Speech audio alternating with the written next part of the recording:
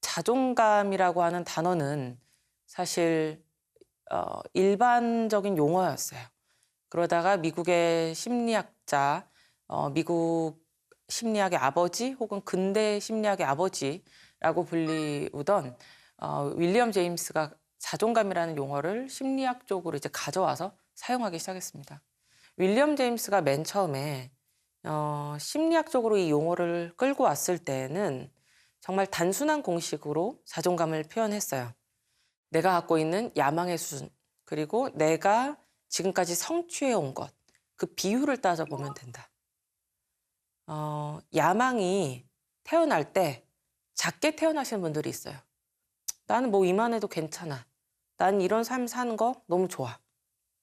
그런데 성취 수준이 그거보다 조금 크거나 혹은 뭐 고만고만하면 자존감에 큰 문제가 안 생겨요. 그런데 야망을 좀 크게 갖고 태어났거나 환경의 요소로 야망이 점점 커지시는 분들이 있죠. 근데 성취는 제자리거나 성취가 좀 적거나 하면 그때부터 자존감 문제가 생깁니다. 그러니까 맨 처음에 이 매력적인 공식을 내놨을 때 심리학 하시는 분들은 어떤 식으로 얘기했냐면 둘 다를 좀 보라는 거였어요. 두 개의 축을 다 보라. 너 야망이 조금 너무 웅대해져 있다. 그럴 필요 없다.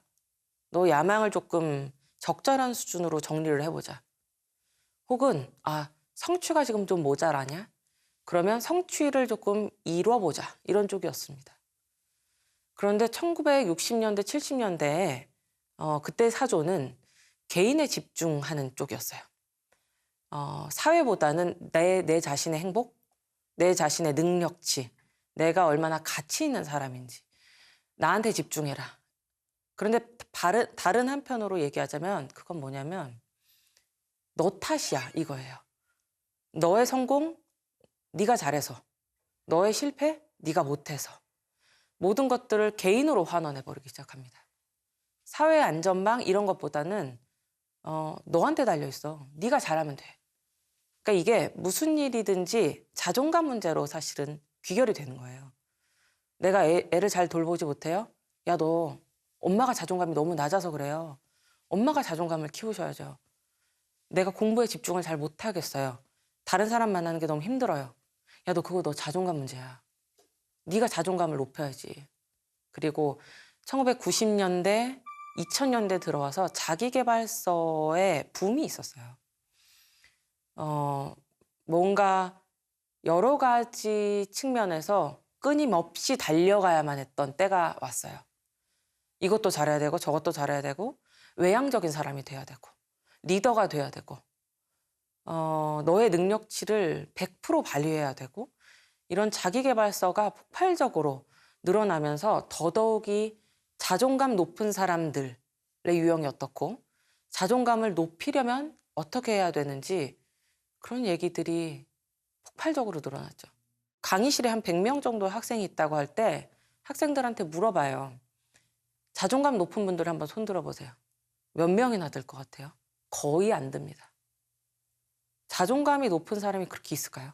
그러니까 제가 맨날 얘기하는 게 뭐냐면 자존감 높은 사람은 유니콘 같은 존재여서 혹은 좋은 착한 지도교수 그런 건 세상에 없거든요. 그러니까 그런 사람은 없어요. 그런데 어딘가에 있을 것만 같죠. 저 사실은 자존감은 그런 건 아니거든요. 어떤 날은 자존감이 높아진 날도 있을 거예요. 그날따라 뭔가 잘할 것만 같고 발표도 잘할 수 있을 것 같고 다른 사람하고 같이 있는 모임에서 재미있는 얘기를 조금 하면서 자존감도 좀 높아지는 기분도 들 수 있을 것 같고 뭐 그날따라 입은 옷이 나랑 되게 잘 어울렸을 수도 있을 것 같고 그런 걸로 자존감이 높아질 수도 있어요. 근데 어떤 날은 반대의 날도 있겠죠. 그래서 요새는 상태 자존감이란 용어를 써요. 그러니까 상태 자존감이라고 하는 건 변덕스럽다는 뜻이에요. 시시각각 좀 달라질 수 있다는 뜻이거든요. 그러니까 누구나 그런 변동하는 자존감을 갖고 살아요. 선생님들이 살면서 저 사람 되게 자존감 높은 것 같아. 이런 사람을 만약에 봤다면 그냥 그날따라 그 사람 자존감이 높아져 있었을 수 있어요. 그러니까 그 사람이 원래 높은 자존감을 갖고 있다는 뜻이 아니라. 그리고 이제 그 사람은 집에 가서 한없이 낮아진 자존감을 부여잡고 있을 수도 있어요. 그래서 꼭 드리고 싶은 말씀은 이런 거예요. 섀도우 복싱을 좀 그만했으면 좋겠다는 건데요. 그러니까 이렇게 유니콘 수준의 정말 끝도 없는 너의 자존감, 너 자존감 높여야 돼. 이렇게 강요하는 자기계발서, 그 관점으로 자기 보지 마세요. 그 관점으로 자기를 보면 정말 끝도 없이 허공에다 대고 주먹질하는 것밖에 안 되고요. 말도 안 되는 발버둥을 치는 걸로밖에 안 보여요. 그렇게 할 필요는 없어요. 그러니까 뭔가 내 변동하는 자존감을 그냥 있는 그대로 보세요. 나 오늘은 조금 자존감 낮은 게 티가 나겠다. 아무래도. 오늘은 내 자존감 좀 괜찮다. 이런 날이 있구나. 저런 날이 있구나. 관찰자 입장에서 이렇게 그냥 보시면 돼요. 이렇게 편안하게 보다 보면 한편으로 무슨 생각이 드냐면 되게 웃겨요. 되게 내 스스로가 되게 웃깁니다. 이렇게까지 내가 내 자존감을 끌어안고 이 자존감에 이렇게까지 내가 큰 의미 부여를 하면서 살고 있었구나. 그러니까 좀 가벼워지는 느낌을 받아야 돼요. 이렇게까지 자존감에 내가 매몰될 필요 없다.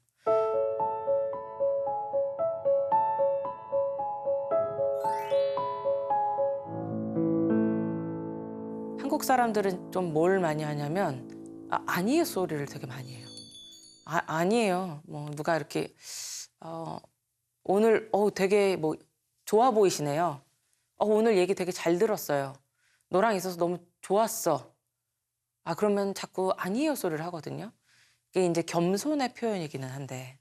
근데 자꾸 이런 얘기들을 반복하다 보면 크게 두 가지 문제가 생깁니다. 하나는 아니에요 소리를 자꾸 하면 내 뇌가 그렇게 인식해요. 아니구나. 난 그런 사람 아니구나. 말이 갖고 있는 힘은 굉장히 강력합니다. 자꾸 말을 그렇게 하다 보면 뇌가 속습니다. 그러니까 아니에요 소리를 하면 나는 정말 아닌가 보다. 난 그런 존재가 아니었나 보다. 이런 생각을 자꾸 해요. 그러니까 아니에요 소리 좀 그만하셔야 돼요. 아니에요 소리를 하는 순간 정말 아닌 게 되잖아요. 원래 그렇거든요.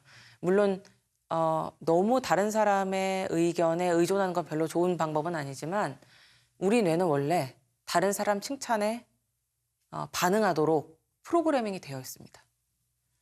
그래서 UCLA 대학의 심리학자 매튜 리버만은 본인의 저서 사회적 뇌 인류 성공의 비밀이라는 저서에서 맨 첫 서문에 청중의 반응에 반응하는 뇌라는 그런 표현을 썼어요.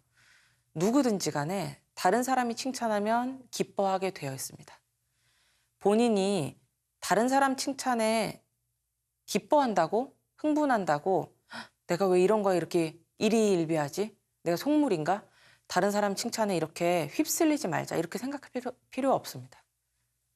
자존감이 이렇게 높아지면 높아지는 대로 즐거워했으면 좋겠고요. 특히 자존감이 높아진 그룹을 보시면 자존감이 높아진 그룹들은 특이한 뇌의 배선을 갖고 있는데요. 뇌 안에는 쾌락 경험을 하는 중추가 있어요. 쾌락 중추 혹은 보상 중추라고 우리가 얘기를 하는데 보상이라고 하는 게 이제 리워드, 정말 상을 받는 그런 느낌인 거죠. 그런 그 보상 중추와 자기 개념을 담당하는 뇌 영역이 있어요. 그 자기 개념을 담당하는 내측 전전두 피질이라고 하는, 이름은 별로 중요하지 않습니다. 내측 전전두 피질이라고 하는 뇌 영역과 쾌락 중추가 연결이 굉장히 잘 돼 있어요. 무슨 소리냐면 외부에서 긍정적인 피드백이 들어와서 즐거운 경험을 막 하잖아요. 그럼 이런 즐거운 경험이 자기 개념 담당하는 뇌 영역으로 가요. 즐겁고 나에 대한 개념, 즐겁고 나에 대한 개념, 이런 식으로. 그러니까 자기에 대한 생각을 했을 때 자연스럽게 긍정적인 회로가 같이 돌아갑니다. 근데 자존감이 낮으신 분들은 이 쾌락 중추하고요, 자기 개념 담당하는 뇌 영역 사이의 연결성이 떨어져 있어요. 백질이라고 하는 그 트랙이 있거든요. 고속도로 같은 그런 연결성이 있는데 그 연결성이 좀 떨어져 있습니다, 이분들이. 무슨 소리냐면 칭찬을 받고 즐거워하면 그게 좀 자기 개념 담당하는 영역으로 연결이 좀 자연스럽게 돼도 되는데 이게 안 돼요. 즐겁고 끝이에요. 나는 이런 사람이구나. 나는 이렇게 칭찬을 받아도 되는 사람이구나. 이쪽으로 잘 못 가는 겁니다. 그래서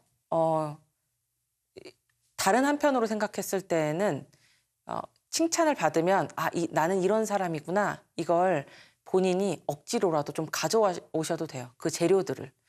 충분히 그 재료들 가져와서 자기 개념 쪽으로 덧붙이고 나를 구성하는 굉장히 많은 이야기에 여러 가지 이야기들을 조금 더 많이 덧붙여 갔으면 좋겠습니다.